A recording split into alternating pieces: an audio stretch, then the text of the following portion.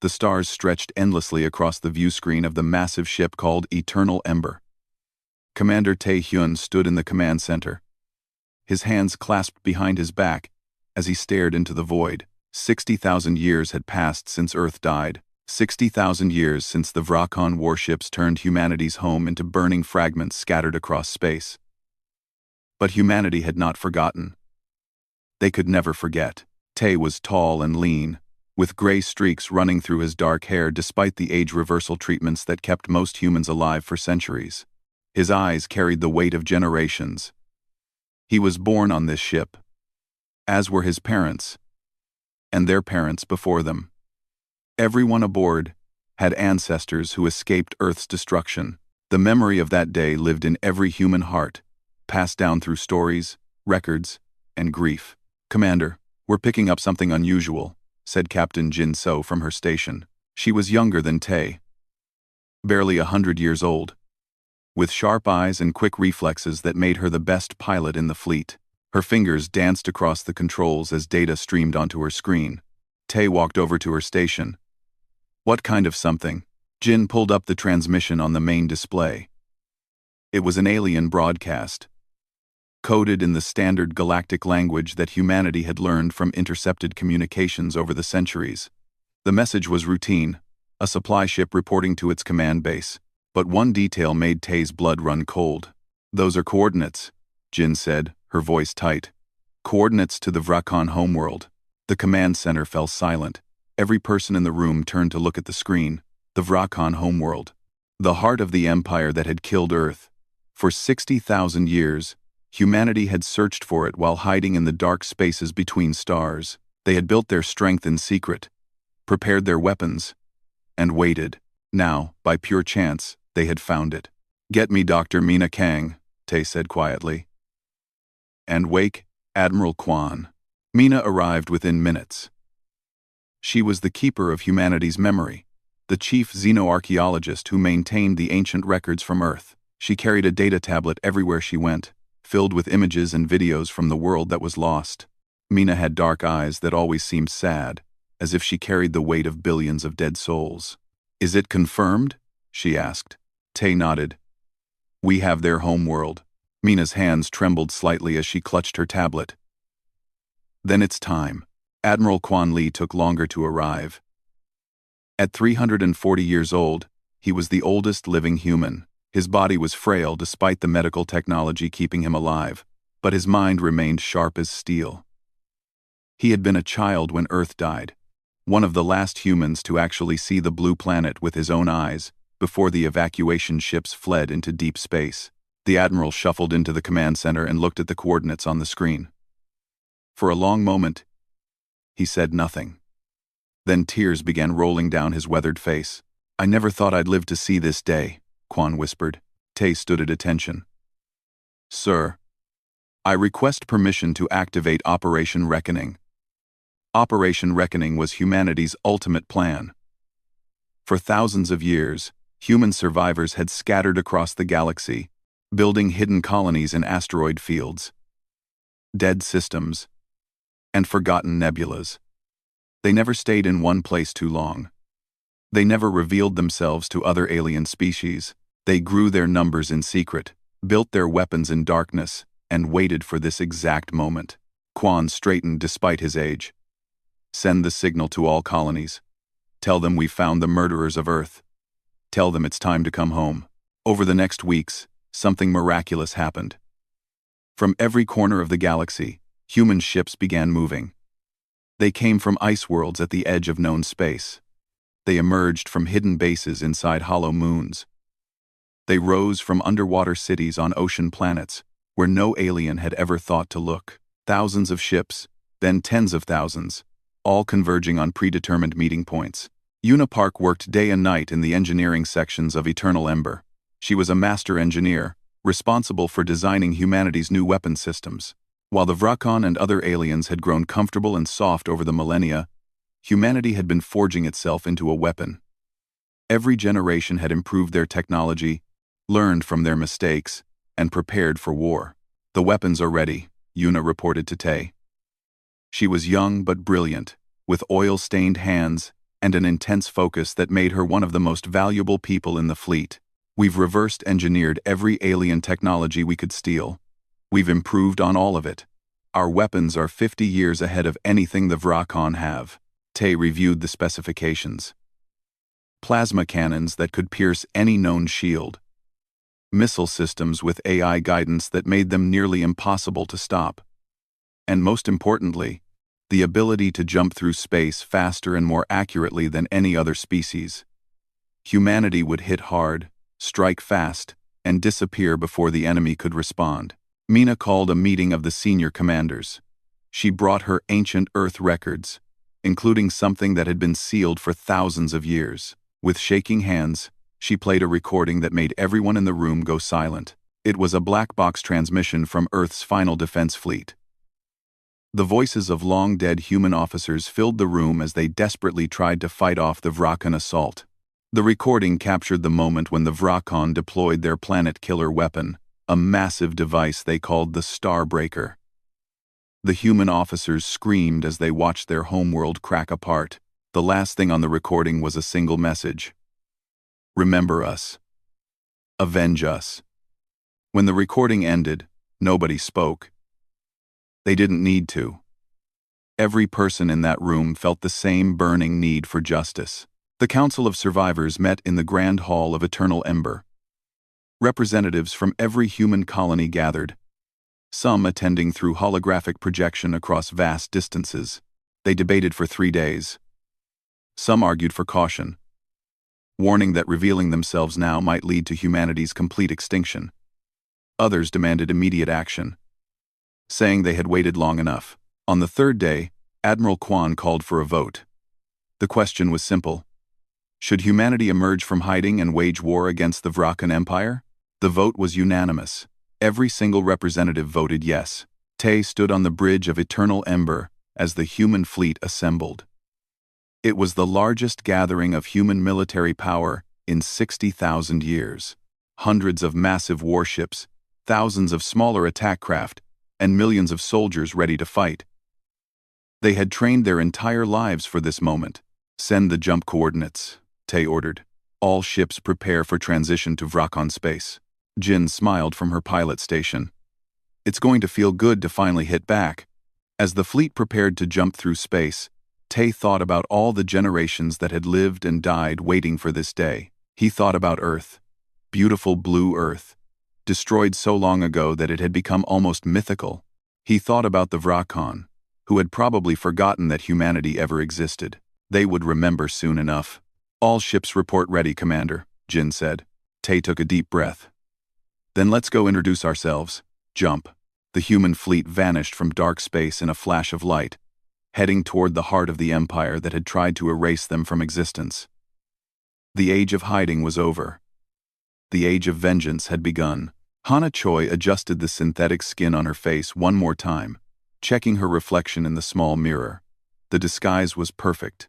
To anyone looking at her, she appeared to be a Talvek, one of the servant species that worked throughout Vrakon space.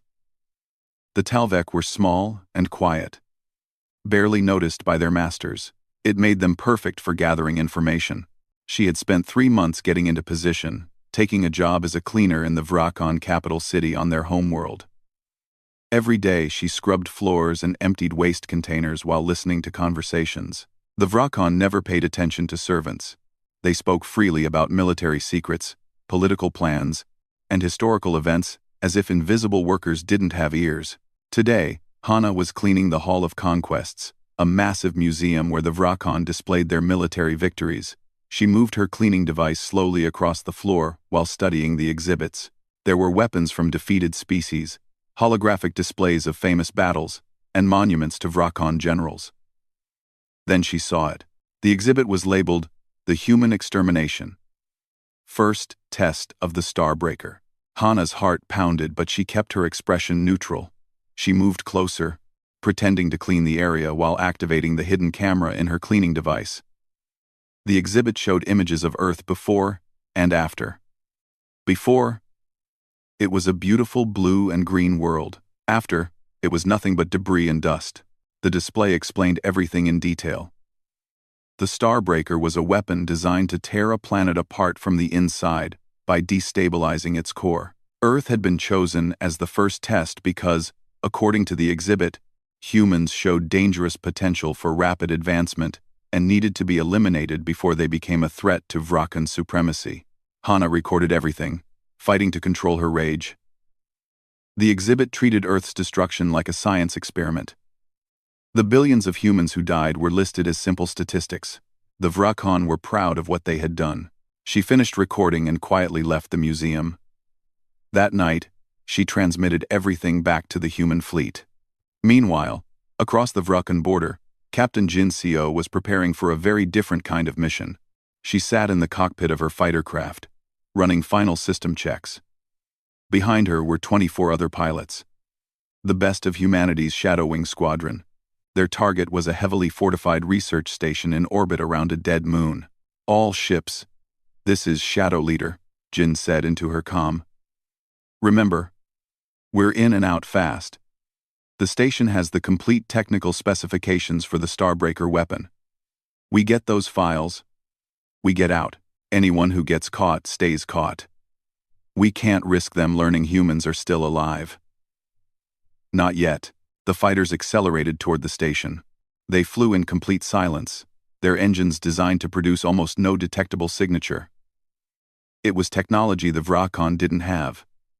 Humans had learned to be ghosts.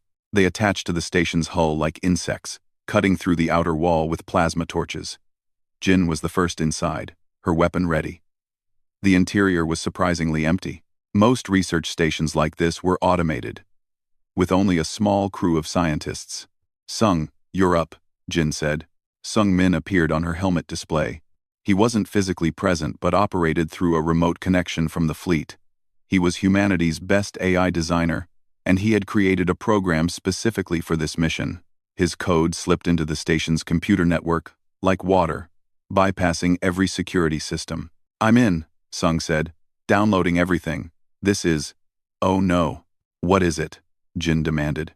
The Starbreaker wasn't just tested on Earth, Sung said, his voice hollow. According to these files, the Vrakan used it on 17 other species before they perfected it. Earth was just the first one that anyone noticed. Jin felt sick. 17 species. Completely erased from existence. How many billions of lives had the Vrakan destroyed? Got the files, Sung said. Get out of there. They had almost reached their ships when alarms started blaring. A Vrakan patrol had arrived early. Jin made a split-second decision. Everyone back to your fighters. Now, we fight our way out. The dogfight that followed was brutal but short. The Vrakan pilots were skilled, but they were fighting enemies they didn't understand. Human fighters moved faster, shot more accurately, and coordinated with a precision that came from 60,000 years of training and preparation. Within 10 minutes, every Vrakan ship was destroyed. Jin led her squadron back to the fleet, but she knew the truth. The Vrakan had seen human technology now. They had sensor recordings of the fight. Soon, they would start asking questions. Back on Eternal Ember, Unipark worked frantically with Sung's stolen data. The Starbreaker specifications were spread across multiple screens in her engineering lab. She studied every detail, understanding how the weapon worked and, more importantly, how to improve it. This design is 60,000 years old, Yuna muttered to herself. We can do better. She pulled up human advances in quantum physics, gravitational manipulation, and energy focusing. Within days, she had preliminary designs for weapons that made the original Starbreaker look like a child's toy. She called her project Earthfall Protocol, and it would give humanity the power to break entire planets. Nari Kim stood in the war room with Tae and the other senior commanders. She had once been a diplomat, trying to make peaceful contact with other alien species. But 20 years ago, a Vrakan patrol ship had found her colony's hidden outpost. They killed everyone, including Nari's husband and daughter. She survived only because she had been away on a supply run. Now she wanted nothing but revenge. Hana's information confirms everything we suspected, Nari said, displaying the museum images for everyone to see. The Vrakan destroyed Earth deliberately. They feared us. They feared what we might become. Tay studied the images. Then, they were right to fear us, because we became exactly what they were afraid of. Admiral Kwan entered the room, moving slowly with his walking stick. We need to make a decision. Do we continue hiding, hitting small targets? Or do we reveal ourselves? If we reveal ourselves, we risk everything, one commander argued. They could mobilize their full might against us. They'll do that anyway once they realize humans are attacking them, Jin countered. She had just returned from her mission. We destroyed their patrol. They have recordings of our technology. They're going to start investigating. Mina spoke up. There's another consideration. The galaxy needs to know what the Vrakon did. All these millennia, Earth has been forgotten. Our genocide is ancient history to them. If we strike from the shadows, we're just raiders. But if we reveal ourselves, if we show the galaxy that humanity survived and came back for justice, we change everything. Tay made the decision. We reveal ourselves, but we do it with overwhelming force. We need to show the galaxy that humanity isn't just back. We're stronger than ever. The opportunity came 3 weeks later. A massive Vrakon armada was gathering in the Keltor system, preparing for a military exercise. 200 warships, all in one place. It was too good a target to pass up. The human fleet jumped into the system without warning. For the Vrakon, it must have seemed impossible. Ships appeared from nowhere. Thousands of them. Surrounding the armada on all sides, Tay stood on the bridge of Eternal Ember and opened a communication channel to the Vrakon flagship. His message was broadcast across all frequencies, ensuring every ship in the system would hear it. Vrakon forces. This is Commander Tae Hyun of the Human Reclamation Fleet. 60,000 years ago, your ancestors destroyed our homeworld. They thought they had erased humanity from existence. They were wrong. We survived. We remember. And we have returned. The Vrakon admiral who appeared on screen looked shocked. Human? That's impossible. Humans are extinct. Do we look extinct? Tay asked coldly. You have one chance to surrender. Power down your weapons and prepare to be boarded. Refuse, and we will show you what 60,000 years of anger looks like. The Vrakon admiral made a fatal mistake. He laughed. You think we fear ghosts? All ships, open fire. The battle lasted 17 minutes. Human weapons tore through Vrakon shields like they weren't there. Missiles found their targets with perfect accuracy. Human fighters moved through the enemy formation like a school of predators, each one taking down ships 10 times their size. The Vrakon fought bravely, but they were fighting an enemy that had spent 60 millennia preparing for this exact moment. When it was over, 197 Vrakon ships were destroyed.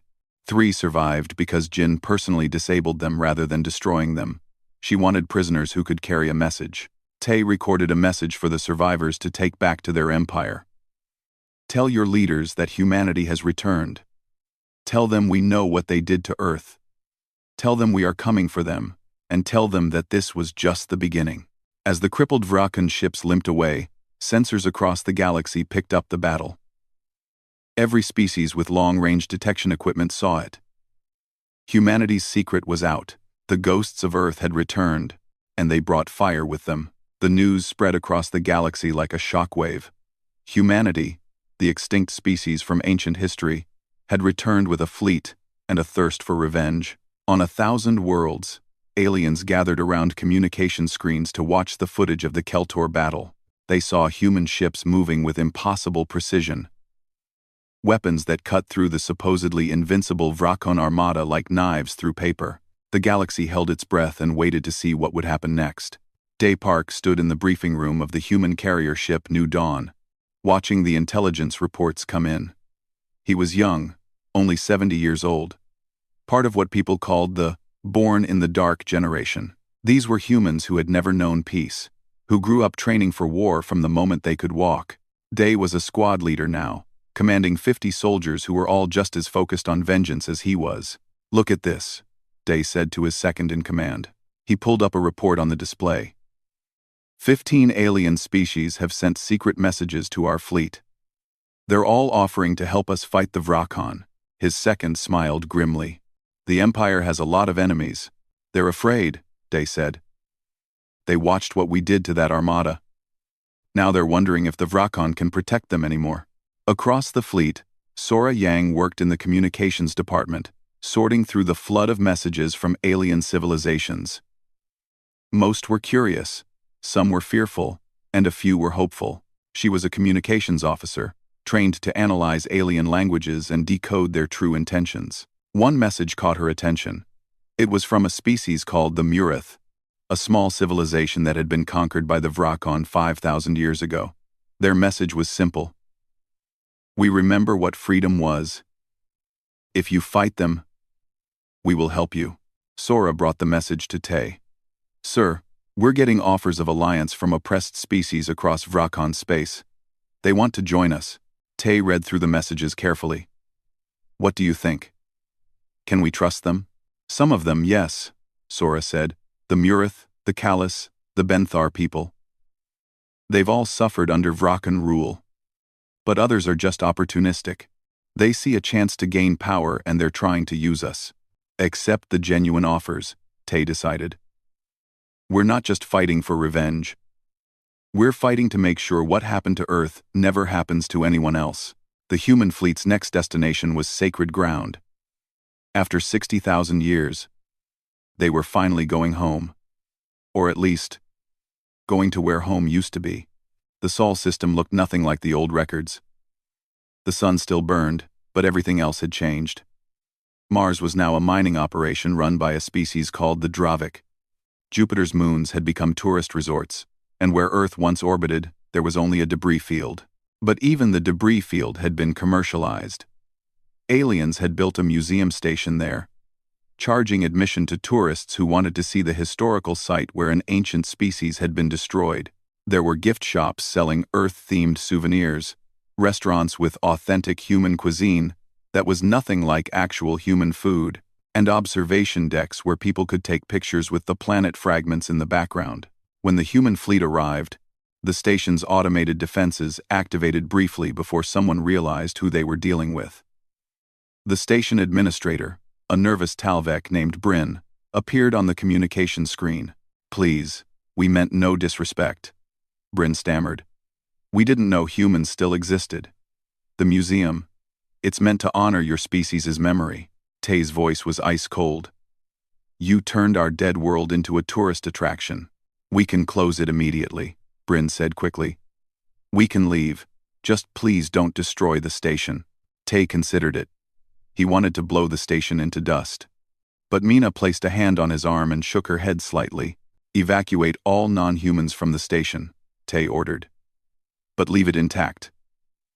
We're coming aboard. 2 hours later, Tay, Mina, Jin, and Admiral Kwan walked through the empty museum. It was strange seeing Earth's history displayed like ancient artifacts. There were exhibits showing human culture, technology, and daily life. Everything was accurate. Taken from records the Vrakon had captured when they destroyed Earth. Mina stopped in front of an exhibit showing a human family. Mother, father, 2 children, all smiling. The caption explained that this image was from a recovered data file, showing a typical human household before the extinction. That could have been any of our ancestors, Mina whispered. They reached the central chamber, where a holographic display showed Earth's final moments. The planet, beautiful and blue, suddenly cracking apart as the Starbreaker weapon fired. The simulation ran on a loop, destroying Earth over and over again. Admiral Kwan stood in front of the display for a long time, tears running down his ancient face. I remember when the sky was blue, he said softly. I remember grass, real grass, growing in dirt, not hydroponic farms. I remember birds. Jiwan Han, a historian who had joined them, was documenting everything with recording equipment. She was compiling a complete history of what the galaxy had become in humanity's absence. According to the museum records, Earth's destruction barely registered in galactic politics. It was just another minor species being eliminated by a major power. Standard procedure. That's going to change, Tay said grimly. He ordered the communication team to patch him through to every major civilization in the galaxy. What followed became known as the Ghost's Declaration. Standing in the ruins of Earth's memory, with his homeworld's fragments visible through the station windows behind him, Tay addressed the galaxy. My name is Commander Tae Hyun. I am human. My species was declared extinct 60,000 years ago, when the Vrakon Empire used a planet-killer weapon on our homeworld. 6 billion humans died in a single day. The galaxy moved on. The Vrakon became more powerful. No one seemed to care that an entire species had been erased. He paused, letting his words sink in across billions of screens. But humanity did not die. We survived in hidden colonies across the galaxy. We grew stronger. We learned. We prepared. And now we have returned with a single message. Humanity remembers. Humanity returns. Humanity judges. The Vrakon Empire will answer for its crimes. Any species that aided them in Earth's destruction will answer. And any species that stands with us will find in humanity a powerful ally and friend. The age of Vrakon dominance is over. The galaxy is about to change. The message was broadcast everywhere. On Vrakon worlds, panic set in. The Empire had spent 60,000 years telling itself that it was invincible, that no one could challenge its power. Now an enemy they thought was long dead had returned with advanced technology and an undeniable claim to justice. The Vrakon High Council met in emergency session. The Supreme Marshal, a massive Vrakon warrior named Thule, addressed the council. We face an unprecedented threat, Thule said. The humans have technology we don't understand. They have ships we can't track. And they have something more dangerous. Moral authority. Other species are looking at them and seeing righteous victims seeking justice. Then we destroy them, another council member said. We did it once. We can do it again. With what? Thule demanded. They destroyed our largest armada in minutes. How many more can we afford to lose? The council argued for hours before finally agreeing on a plan. The Vrakon Empire would mobilize its full military might. Every ship, every soldier, every weapon. They would gather at the fortress world of Draka Prime and prepare for total war. 10,000 warships began moving toward Draka Prime. It was the largest military mobilization in galactic history. Back on Eternal Ember, Sung Min's newly created AI ran calculations and delivered troubling news. The AI appeared as a holographic figure in the war room, its form shifting and flickering. Based on current data, humanity cannot win a conventional war against the full Vrakon Empire, the AI reported. We have superior technology and training, but they have numbers. If they fight intelligently and use their numerical advantage, they will eventually overwhelm us. Then we don't fight conventionally, Day said, from his position at the table. He had been invited to the command meetings, representing the younger generation's perspective. We use guerrilla tactics. Hit and run. Make them afraid.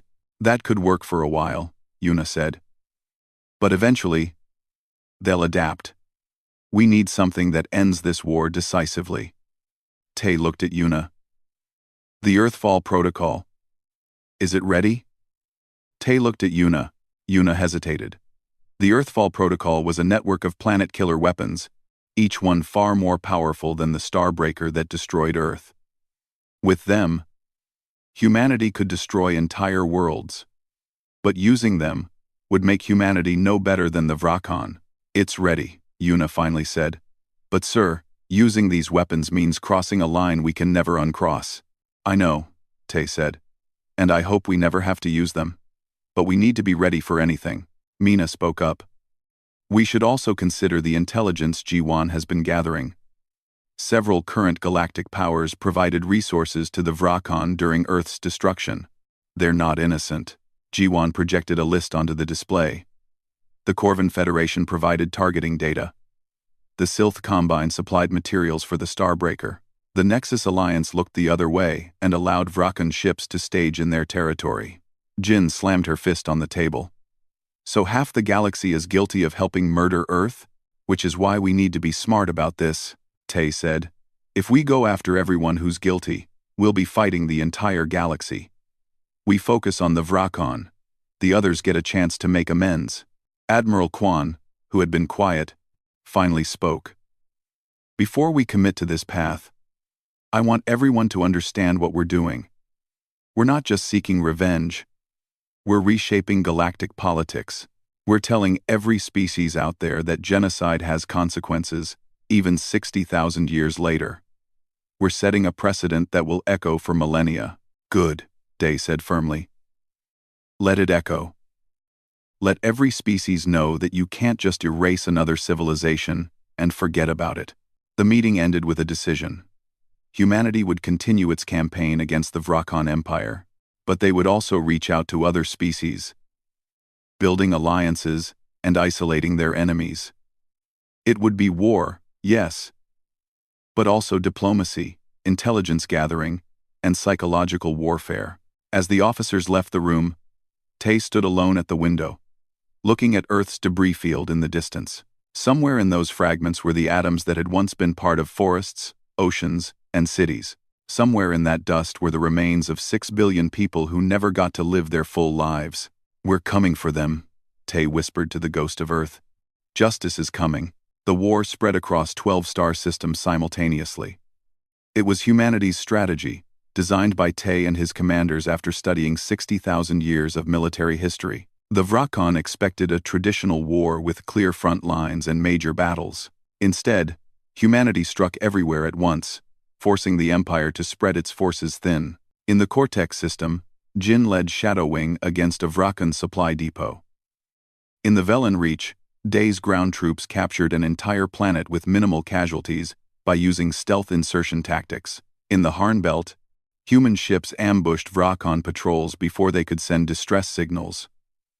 The Empire was bleeding from 1,000 cuts, and they couldn't figure out how to stop it.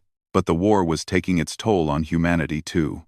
Minho Jiang sat in the medical bay of his transport ship, watching doctors work on wounded soldiers.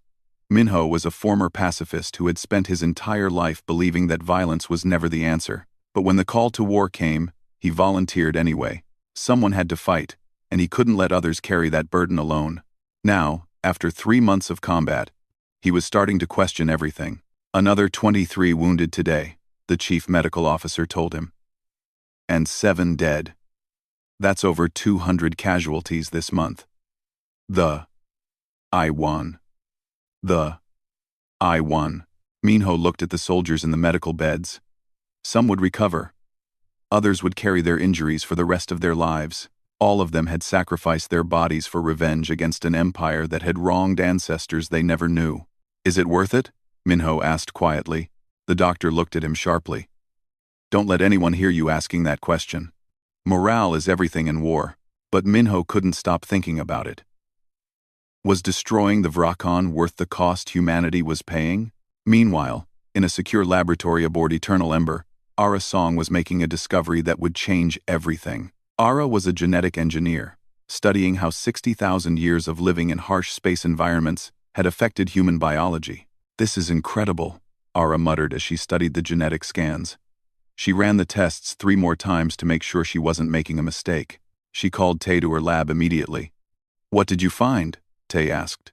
Ara pulled up a holographic display showing human DNA. We've evolved. 60,000 years of living in artificial gravity, breathing recycled air, eating synthesized food, and dealing with cosmic radiation has changed us at a genetic level. Humans today are more resistant to disease. We heal faster. We can survive in lower oxygen environments, and our bones are stronger despite spending our lives in space. She rotated the display, showing more data. But that's not all. Our brains have changed too. We process information faster, our reaction times are better, and we have enhanced spatial awareness. The harsh conditions of space selected for the strongest, smartest, most adaptable humans. We're not the same species that left Earth. Tay stared at the data. So the Vrakon didn't just fail to destroy us.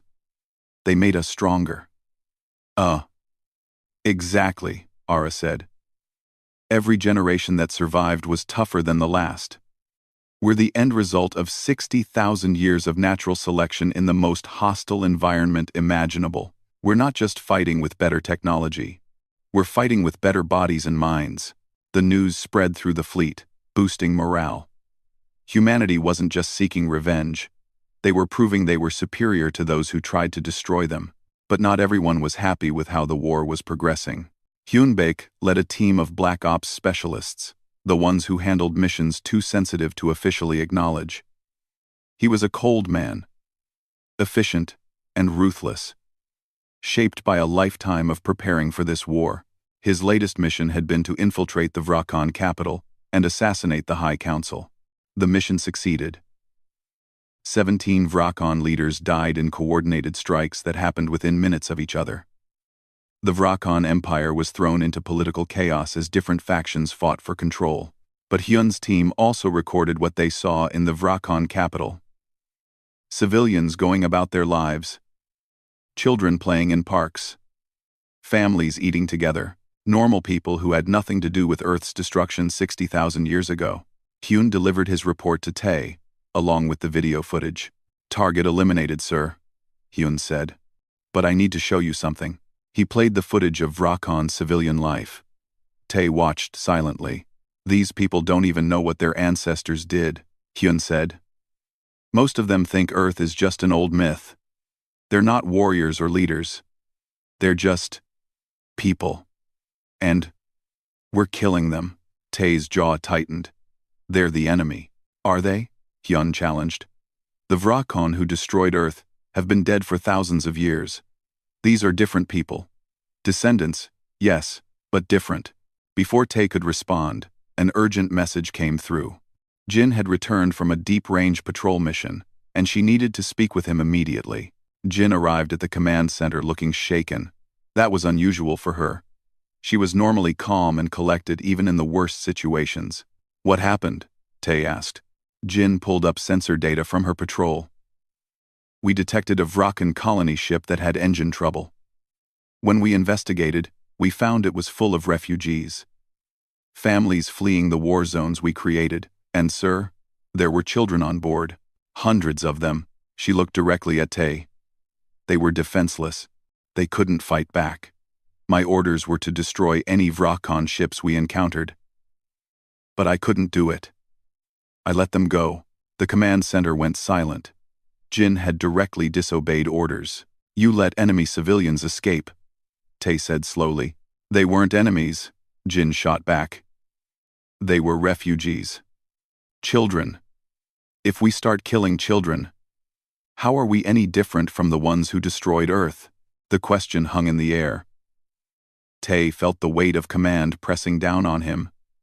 He needed to discipline Jin for disobeying orders, but he also understood why she did it. Before he could decide, Nari Kim stormed into the command center. "I heard what happened," Nari said angrily.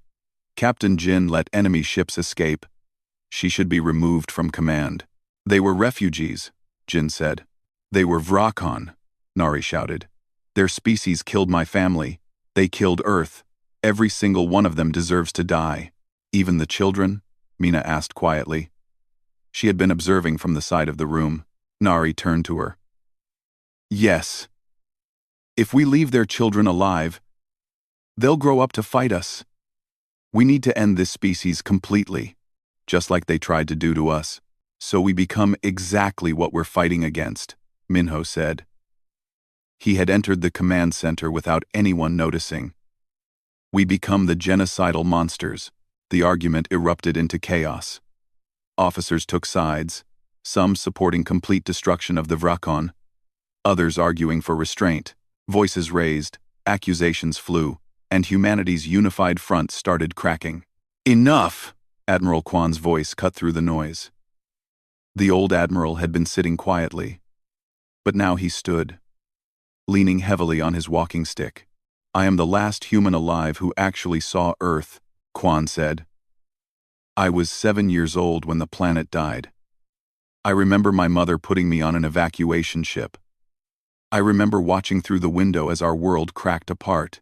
I have lived with that memory for over 300 years." He looked around the room at each person. I have more right to revenge than anyone here. But I need to ask all of you a question. What are we fighting for? Are we fighting to destroy the Vrakan, or are we fighting to prove that we're better than they are? We're fighting for justice, Tay said. Then let's make sure it's actually justice, Quan replied. Justice means punishing the guilty, not murdering the innocent. The Vrakan who destroyed Earth are long dead. These modern Vrakan are guilty of perpetuating an empire built on genocide, yes. But does that mean their children should die? Nari's hands were shaking. They killed my daughter. She was 8 years old. Charting 100 bin timers. I know, Quan said gently. And I'm sorry. But killing their children won't bring yours back. It will just create more orphans. More hate. More war. Yuna spoke up from her station. There's also a practical consideration. The Earthfall protocol is ready. I've built weapons that can crack planets just like the Starbreaker did to Earth. We could end this war tomorrow by destroying the Vrakan homeworld.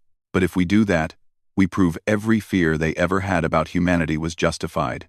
And the galaxy would never trust us, Sora added. We'd win the war but lose any chance of peace. Tay felt like he was being torn apart. Part of him wanted to destroy the Vrakan completely. To make them pay for every death. Every tear. Every moment of suffering humanity had endured. But another part recognized the truth in what his officers were saying. We need to make a decision, Tay said. Do we escalate to total war, using the Earthfall protocol to destroy Vrakan worlds?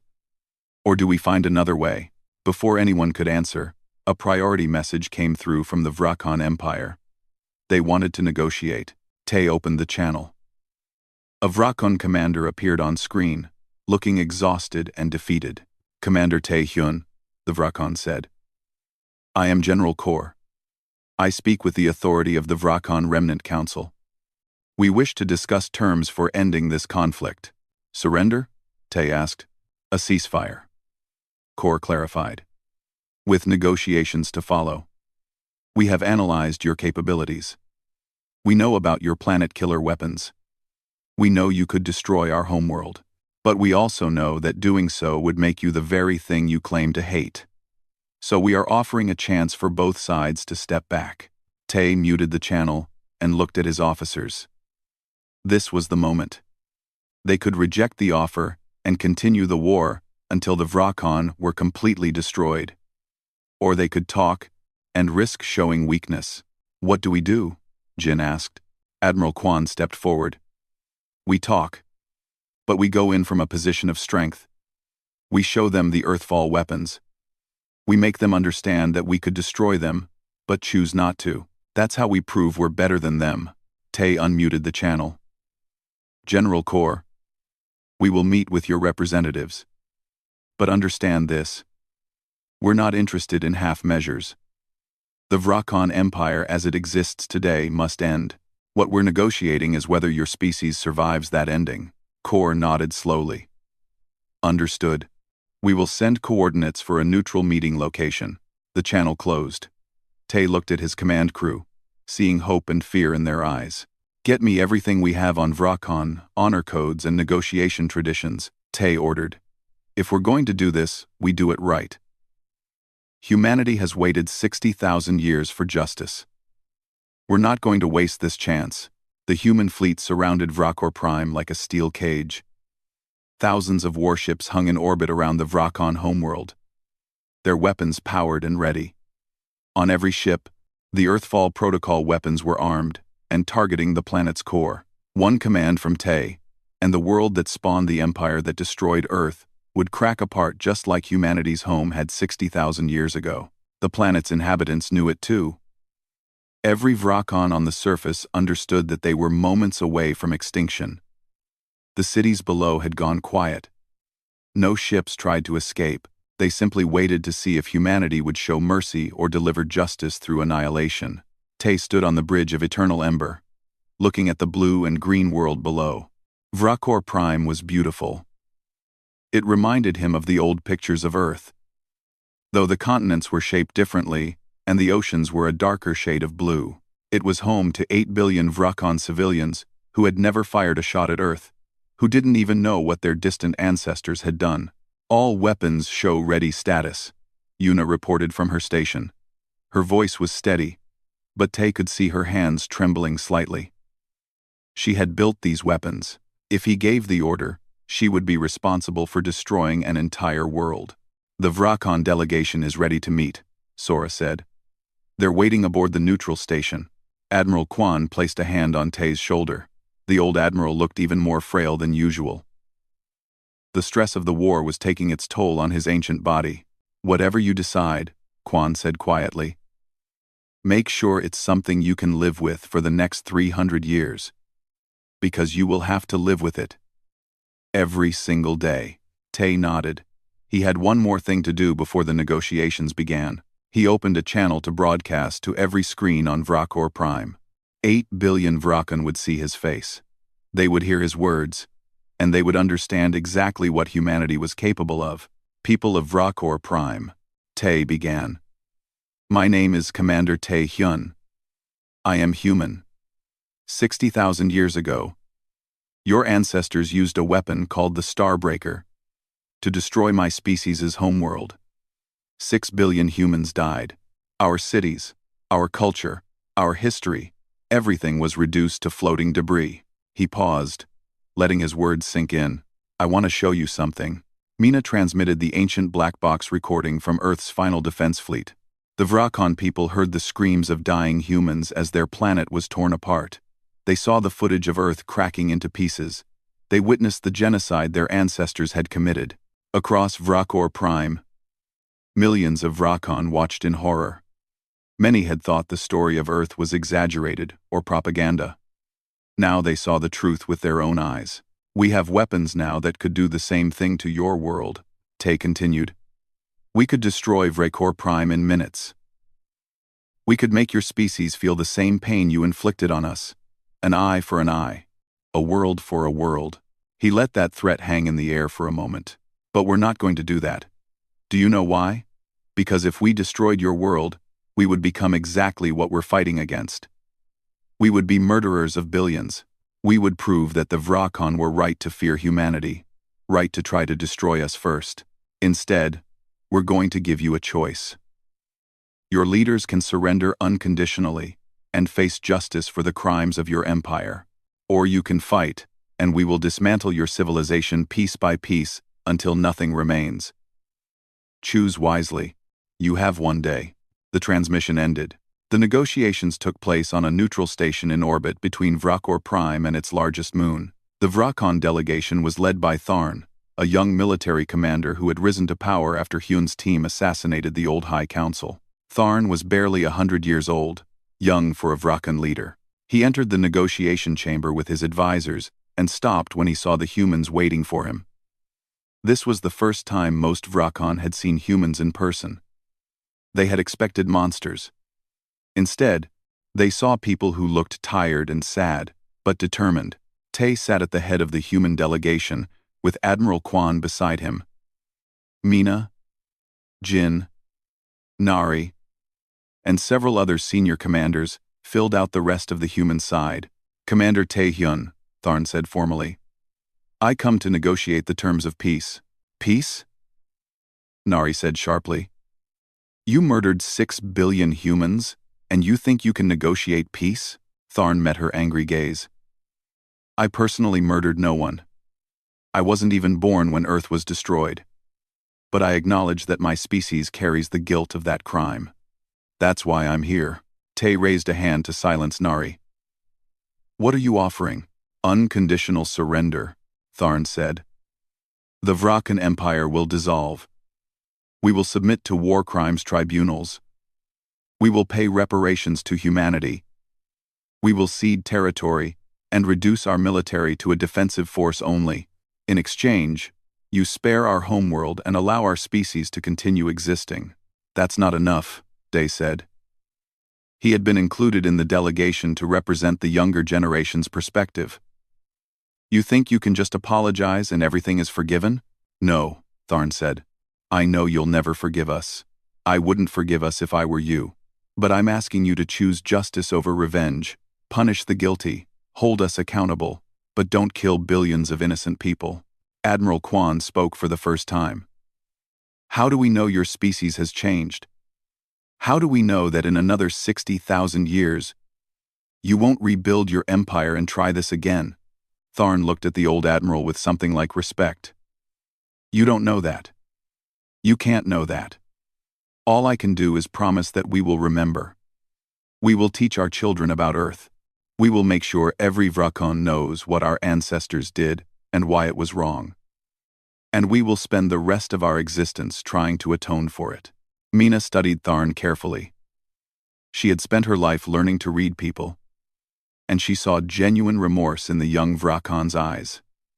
You actually feel guilty about this, don't you? Of course I do, Tharn said. I've seen the footage of Earth's destruction. I've read the historical records. My ancestors committed an act of unspeakable evil because they were afraid. They saw a young species with potential, and instead of welcoming you to the galactic community, they destroyed you. That shame belongs to every Vrakon. The negotiations continued for hours. The humans demanded complete demilitarization of the Vrakon Empire. They demanded that the species responsible for destroying Earth face war crimes, tribunals, even if it meant trying people who had been dead for thousands of years in absentia. They demanded reparations in the form of territory, resources, and technology. Tharn agreed to everything. There's one more thing, Tay said. We want the Vrakon people to build a memorial. On Vrakor Prime, in your capital city. We want a monument to the 6 billion humans who died when Earth was destroyed. We want it to be the largest structure in your city, and we want every Vrakon child to visit it as part of their education. It will be done, Tharn agreed. Nari stood up abruptly. This isn't justice. This is weakness. We should destroy them like they destroyed us. Sit down, Nari, Admiral Kwan said gently but firmly. No, Nari said. I lost everything because of them. My husband, my daughter, my entire colony. They deserve to die. Tay stood and faced her. And if we kill them all, what does that make us? What would your daughter think if she could see you now? Demanding the murder of children who had nothing to do with her death. Nari's face crumpled. Tears ran down her cheeks. I just want them to hurt. Like we hurt. They do hurt, Mina said softly. Look at them. They know what their ancestors did. They have to live with that shame forever. Isn't that a worse punishment than death? Slowly, Nari sat back down. She was crying openly now, finally allowing herself to grieve instead of just seeking revenge. The final terms were agreed upon. The Vrakon Empire would dissolve. The species would be restricted to their home system and a handful of colony worlds. Their military would be reduced to a small defense force, monitored by a coalition of species including humans. War crimes tribunals would be established to document the genocide of Earth and hold historical figures accountable. Most importantly, the Vrakon people would dedicate themselves to remembrance and education, ensuring that future generations never forgot what their ancestors had done. As the agreement was finalized, Jin spoke up. What about the other species that helped? The ones that provided resources, or looked the other way? We'll deal with them diplomatically, Sora said. Now that we've shown we can destroy the Vrakon but chose not to, every species in the galaxy will want to negotiate with us. They'll offer reparations and alliances just to avoid being our next target. Tay turned to Yuna. Disarm the Earthfall weapons, but don't dismantle them. Keep them ready. The galaxy needs to know that humanity has the power to destroy worlds, but chooses not to use it. That might be the smartest deterrent we have, Yuna agreed. 3 months later, humanity established its first new colony on a world they called New Earth. It was in territory ceded by the Vrakon, a beautiful planet with oceans and forests, and a climate similar to what ancient Earth once had.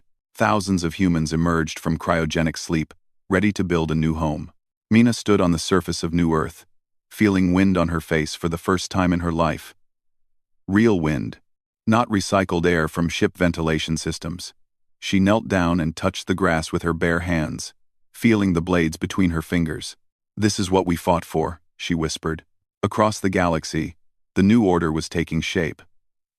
The Vracon Memorial was under construction, a massive crystal structure that would stand taller than any other building on Vracor Prime. Inside, it would contain the names of every human who died when Earth was destroyed, along with holographic displays showing what Earth looked like before its destruction. Jin was working with former Vracon pilots, training them in cooperative defense tactics. The galaxy had other threats besides the Vracon, and humanity needed allies to face them. She found it strange working alongside people whose ancestors had tried to exterminate her species, but she also found that most of them were just people trying to do their best. Yuna repurposed the Earthfall technology into terraforming tools.